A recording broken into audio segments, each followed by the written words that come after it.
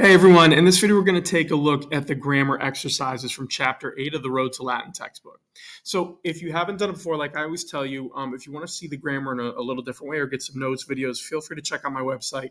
You have everything you need there, plus some more stuff that I added to try to make the grammar a little bit easier to understand. But one way or another, before you go through these grammar exercises, you want to make sure that you've actually practiced the grammar, you've gone through it, looked at all the notes, read through everything, maybe done a little bit of practice on your own, and that you've actually translated the chapter 8 story, right? So in the Road to Latin textbook, the story has a lot of sentences.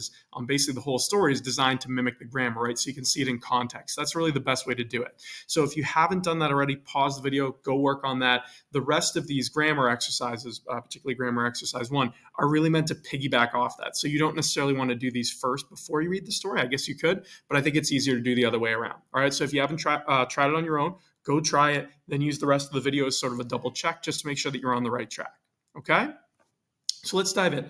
In chapter 8, you're really continuing the idea we've been working on since chapter 7 on prepositional phrases, right? And we've been saying that the key idea here is you're trying to figure out what the motion is, the relative motion, or relative position.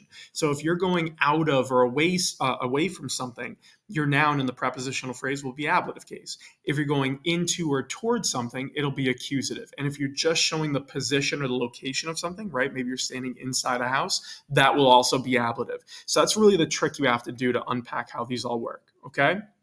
So number 1, you have servi, a wheel, blank, in we, blank, properant, okay? So you want to have a wheela in weam here, and I'll explain why. So a wheela, right, means out of the house. Since you're going out of, right, showing motion out of, you're hustling or hastening out of the house, it has to be ablative. So in other words, the word house has to be ablative.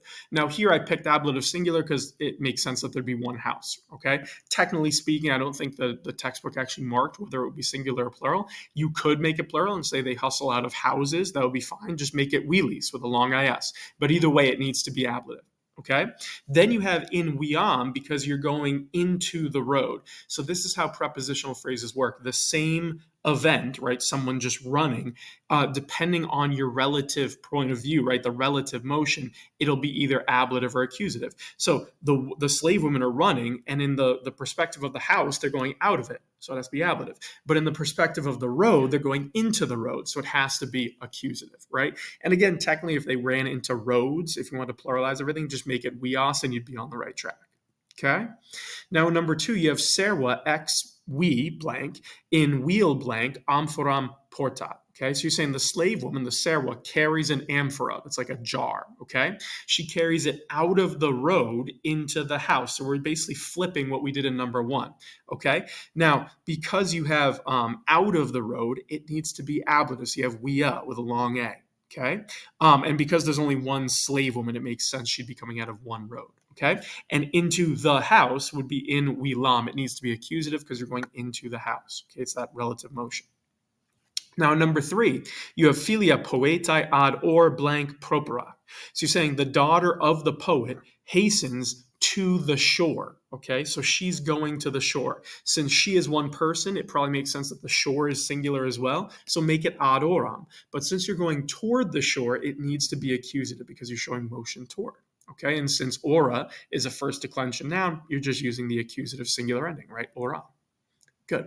Now in number 4, you have naviculai ab or blank, Italiae ad insul blank, navigant. So your subject is naviculai, right? The small boats. They sail, navigant, from, and here it didn't say again if it would be singular or plural, but since we're talking about the shore, or in this case, the shores of Italy, I made it plural, right? So ab oris Italiae, from the shores of Italy, because there's more than one, right, in Italy. They sail from the shores of Italy to the islands, right? Ad insulas, to all the islands around Italy. So again, because you're going away from the shore, it needs to be ablative, oris. And since you're going toward the islands, it needs to be accusative, insulas. And again, I made them plural just because it makes more sense. All right. Then you have one last one, number 5. You have Julia nautam ad navicle blank wokat.